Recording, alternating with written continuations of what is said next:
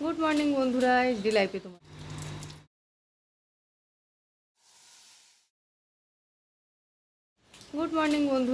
লাইফে তোমাদের সবাইকে স্বাগত জানিয়ে শুরু করছি আজকের ব্লগ। কেমন আছো তোমরা সবাই? আশা করি ভালো আছো, আমিও ভালো আছি। তো দেখো সকাল সকাল কেমন বৃষ্টি নেমেছে। আজকে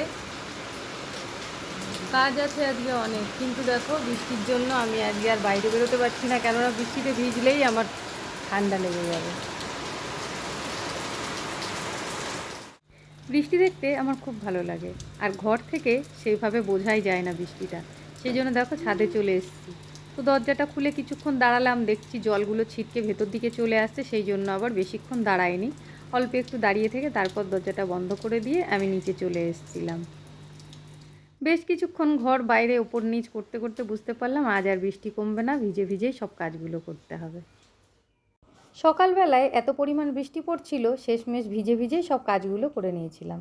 আসলে আজকে অনেকগুলো জামা কাপড় কাচার ছিল, সেই জন্য উপায় ছিল না। আর তার মধ্যে আবার ভাই আজকে বাড়িতে আছে, টিফিন করার ঝামেলাও ছিল। তো সেই জন্য তাড়াতাড়ি সেই কাজগুলো সেরে তারপরে একবারে স্নান করে পুজো দিয়ে তারপরে রান্নাঘরে ঢুকে গেছিলাম। তারপর প্রথমে টিফিন, তারপর রান্নাবান্না। রান্নার আজকে অবশ্য সেরকম কোনো চাপ ছিল না, হালকা পাতলার মধ্যেই রান্নাবান্না করেছি।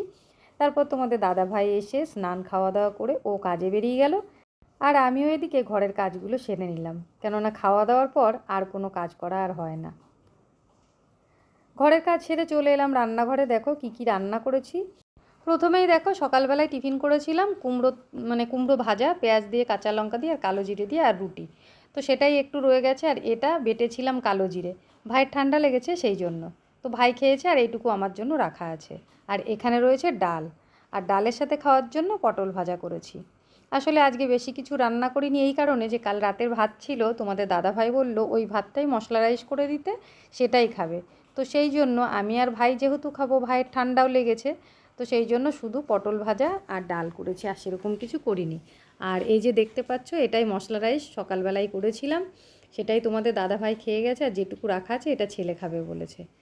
এখন ছেলেকে খাইয়ে তারপরে নিজে খাবো। তো চলো আবার পরে কথা হচ্ছে। তো বন্ধুরা চলে এলাম দেখো আবার রান্নাঘরে রাতের রান্না বান্না করতে। রাতের রান্না বান্না সেরকম কিছু আজকে করিনি, কেননা সকালবেলায় একটু আটা বেশি করেই মেখেছিলাম, রাতে আমি আর ভাই রুটি খাবো বলে। তো রুটিটা আমি আগে করে নিয়েছি, তারপরে এই যে আলু ভাজা বসালাম। আমরা তো রুটি খাবো দুধ দিয়ে, আর আলু ভাজাটা করছি তোমাদের দাদাভাই আর ছেলের জন্য। তো বন্ধুরা দেখো আমি ভয়েস ওভার দিচ্ছি, আর ওদিকে কিন্তু বৃষ্টি পড়েই যাচ্ছে, তোমরা নিশ্চয়ই আওয়াজ পাচ্ছ। বর্ষাকালের এই একটা সমস্যা, যখন তখন বৃষ্টি। তো যাই হোক বন্ধুরা, সকালবেলায় সেই 6:30 থেকে যে কাজগুলো আমি করি, একেবারে কাজ শেষ হতে হতে আমার প্রত্যেক দিন 2:30 প্রায় 3টেও বেজে যায় এক এক দিন। সেই জন্য দুপুর টাইমটাতে আমি একটু রেস্ট নিই, আর রান্নাঘরে যে কাজগুলো বাকি থাকে সেই কাজগুলো এই রাতের রান্না করতে করতেই আমি সব করে নিই। আলু ভাজাটা তো বসিয়ে দিয়েছি, দিয়ে দেখো দেখো ঘরে বসেই আমি আলুটা কেটেছিলাম। আমার এই সন্ধ্যে টাইমটাতে রান্নাঘরে ঢুকলে যেন আরও বেশি গরম লাগে দিনের থেকে। তো সেই জন্য ফ্যান চালিয়ে ঘরে বসে আলুটা কেটে নিয়েছিলাম। তো ওদিকে আলু ভাজাটা বসিয়ে দিয়েছি, দিয়ে এই দেখো চোখলাগুলো উঠিয়ে নিলাম। আর এদিকে আলুটা ভাজা হচ্ছে, একটু একটু করে নেড়ে দিচ্ছি আর বাকি কাজগুলো করে নিচ্ছি। তো তোমাদের তো বললামই রান্না করতে করতে আমি এই কাজগুলো করে নিই। তো বাসনগুলো তো সব দুপুরবেলায় ধুয়ে রেখেছি, সেগুলো এখন গুছিয়ে নিলাম। সন্ধ্যে থেকে যে বাসনগুলো বেরোয় সেই বাসনগুলো দেখো এখন ধুয়ে নিচ্ছি। এখন তো এগুলো ধোয়া হচ্ছে, তারপর আবার আর একবার হবে রাতে খাওয়া দাওয়ার পর, সেই বাসনগুলো ধোবো তারপর।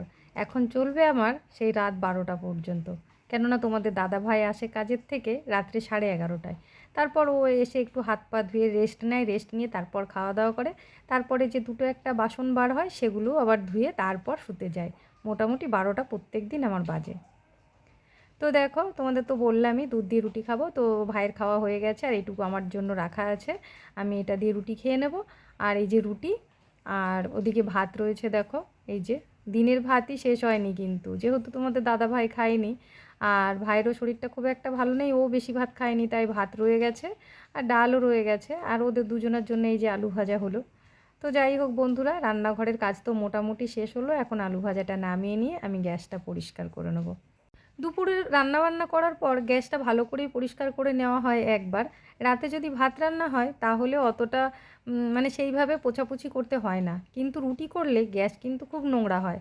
আর সেই জন্যই একেবারে সেই দুপুরবেলা রান্নার পরে যেরকম করে গ্যাস পরিষ্কার করা হয়, ঠিক সেইভাবেই মুছে পরিষ্কার করে নিতে হয়, না হলে আবার হয় না। তো যাই হোক, রাত যতই হোক না কেন রাত্রেবেলায় এই কাজগুলো করে নিয়েই তারপরে শুতে যাই। কেননা এই কাজগুলো না করে রাখলে সকালবেলা একটা চিন্তা থাকে, আর চিন্তায় ঘুম ভেঙে যায় যে সব কাজ পড়ে আছে। ওদিকে রান্নাঘরের সব কাজ সেরে চলে এলাম দেখো ঘরে, এই যে বিছানাটা ঝেড়ে নিচ্ছি। আর যেহেতু বিছানাটা ঝাড়ছি এখন একটু ঘরটাও ঝাড় দিতে হবে। তবে রাত্রেবেলায় ঘর ঝাড় দিয়ে নোংরাটা বাইরে ফেলতে নেই, ঝাড় দিয়ে ঘরের এক কোণে রেখে দিতে হয়। একেবারে যখন সকালবেলায় সকালের বাসি ঘর ঝাড় দেবো তখন এগুলোকে ফেলবো। তো যাই হোক বন্ধুরা, চলো ঘরটা তো ঝাড় দেওয়া হয়ে গেল, এখনও আমার আরও একটা কাজ বাকি আছে। এখন জলের বোতলগুলো ভরবো, ভরে নিয়ে তারপর বসবো তোমাদের দাদাভাই আসার অপেক্ষায়। ও আসবে, তারপর ওকে খেতে দেবো, খাওয়া দাওয়া হয়ে গেলে তারপর শুতে শুতে সেই রাত 12টা। তো চলো বন্ধুরা, আমার আজকের ভিডিওটা তোমাদের কেমন লাগলো অবশ্যই কিন্তু কমেন্টে জানিও। আর যদি ভালো লেগে থাকে একটা লাইক, কমেন্ট, শেয়ার, আর চ্যানেলে নতুন হয়ে থাকলে চ্যানেলটাকে সাবস্ক্রাইব করে আমার পাশে থেকো। দেখা হবে আবার পরের ভিডিওতে, ততক্ষণের জন্য টাটা বন্ধু।